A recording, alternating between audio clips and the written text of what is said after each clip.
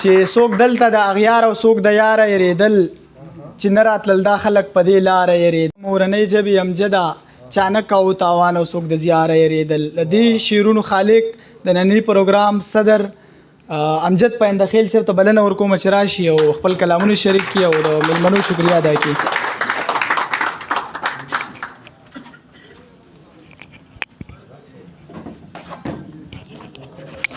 بسم الله الرحمن الرحیم الحمد لله رب العالمین. د ټولو ناول خو زه ستاسو د ټولو شکریا ادا کوم چې دومره لرې په دې رملو کې رالی او زموږ د پروګرام نه ښکلا ورکړه. دا ستاسو مینه ده د خپل ژبې سره او له خپلې پښتو سره.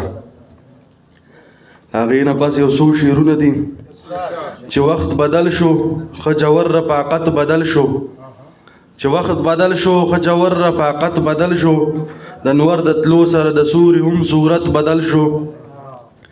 چې وخت بدل شو ښه جور رفاقت بدل شو، د نور د تلو سره د سوري هم صورت بدل شو. او تر ډیره وخته پورې زه خپل ضرورت ګڼلم، بیا داسې وشو چې د خلکو ضرورت بدل شو.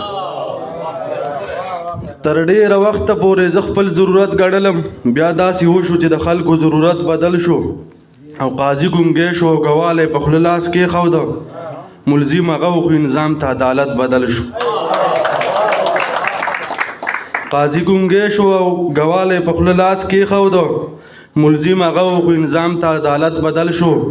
او امجد نه لګوم انظام د زمانې په امیر، خلک هغه و خو د دوی صلاحیت بدل شو.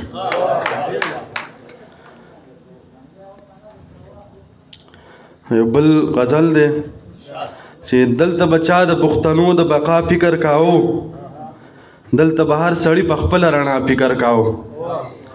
دلته بچا د پښتنو د بقا فکر کاو، دلته به هر سړی په خپله رڼا فکر کاو. دلته به هر سړی تر خپل هوسه ژوند تیراو، داسې څوک نه و چې په غم به د چا فکر کاو. دلته به هر سړی تر خپل هوسه ژوند تیراو، داسې څوک نه و چې په غم به د چا فکر کاو. او زه به د یار د سپین بشر ترجماني څه کوم چې خاپیرو د کویکا په ښکلا فکر کاو. زه به د یار د سپین بشر ترجماني څه کوم چې خاپیرو د کویکا په ښکلا فکر کاو. او زما د غونډې زندګۍ په بربادۍ کې لاس و، قاضي د زړه د ماتېدو په سزا فکر کاو. زما د غونډې زندګۍ په بربادۍ کې لاس و، قاضي د زړه د ماتېدو په سزا فکر کاو. او خلکو د ژوند د منځنۍ حصې مزې اخیستې، ما د شدید بیروخۍ په بنا فکر کاو. تا لاس اوچت کړه یاره خوند دې د موسم اخیسته، ما دې د زلفو خورېدو په هوا فکر کاو. او خلکو کولې چا دنیا چا آخرت لګټې، یو پندخیلو چې بې صرف پتا فکر کاو.